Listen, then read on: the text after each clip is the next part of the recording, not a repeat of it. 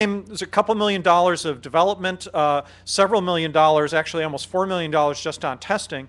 And this was actually done to help kids with cancer stick to their treatment regimens and chemotherapy. And it's actually been clinically proven to do that effectively. So video games are saving lives of kids with cancer. And when people tell you, oh, games, it's really frivolous and it's all about death and destruction, this is actually a third-person shooter game, so it's quite violent. And people say we should ban all violent games. Well, your enemies here are cancer cells and infections. And I love the fact that this is something that's out there that's not just doing something reasonably positive, it's actually saving the lives of sick kids. So we've got a lot to be proud of in the industry.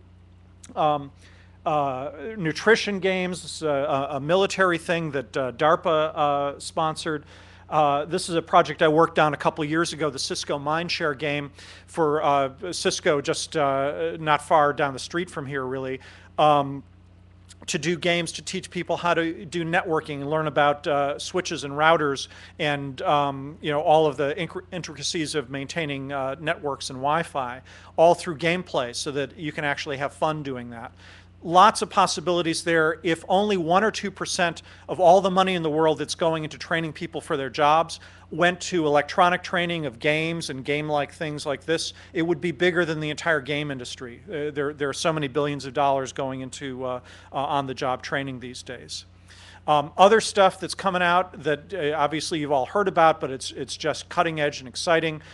iPad has just barely released. The games on it are already doing well, and people are very excited about games like Scrabble, where you can have an iPhone and have your tile set on your phone and flick the tiles onto the iPad that's sitting on the table in front of you, so people can sit around the table in this very high-tech update of an old board game.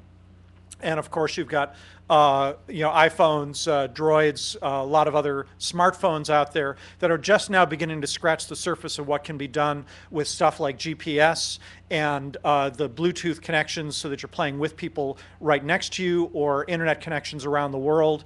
And the quality in the games that I play on my iPhone are so much better than stuff that I was able to do on any high-end computer for the first 10 years of my career. It's just really wonderful, and we're just starting with that. So many possibilities. And then perhaps my favorite new thing coming out is the 3D camera stuff that has yet to actually hit the market. But Microsoft has Project Natal, which is what you're seeing here. This is actually a project I worked on 2 years ago. This is in Israel. This is a little Israeli company, and this guy here is in front of the 3D camera that's on the top of the monitor, and you can't quite see it at this resolution, but he's got an avatar there that's exactly mimicking his moves. And the kinds of games that are going to be possible with this are just amazing. A lot of people are talking about movies like Minority Report and being able to do interfaces. So, you're out there and you're moving files and you're opening them up. And the reality is, of course, that you spend even 10 minutes doing this and your arms start to get tired. But one of the great things about that is that there's the Wii Fit and Exergaming. Wii Fit has been tremendously successful. All it's doing is measuring the weight on 2 feet. With these 3D cameras, people will be able to do dance moves. There are boxing games. You could do fencing. You could do flight simulators where you're a hawk and you're basically doing this, and it's going to keep track down to a pretty high resolution exactly where your body is. So I'm really excited about those possibilities. Again, on that health side, those are games that are going to be fun and actually are going to get people in shape. So all the people complaining, including, unfortunately, our president, about how games are a distraction for kids and they're not keeping them healthy, the secret weapon we have are Sasha and Malia, who I think, if they haven't already, are going to be lobbying him for some of these games. And when he sees that they can actually get them healthier, I think that it's going to actually be picked up. So bottom line is, there's never been this much diversity. I haven't even touched on the whole indie game movement, experimental games, because I'm sure that a lot of you are really up on that. And in fact, things like Game Jam at the heart of all the new, wonderful games that are done in 24 hours, or games that people work on just for a week, and they're really fun to play. They push the limits. They play with time travel. They play with spatial perception.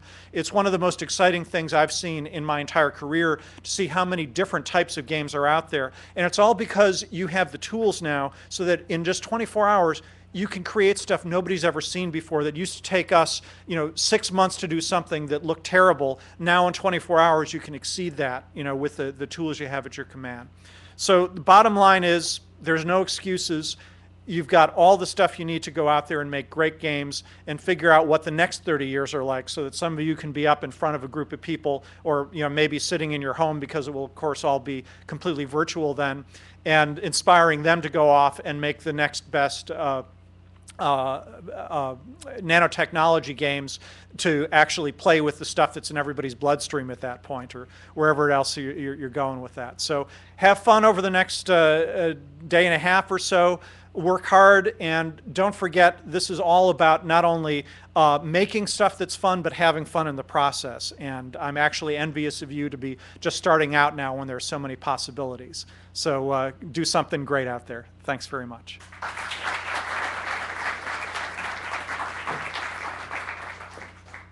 All right, thank you, Noah. That was great. So I hope you guys are inspired now, excited. The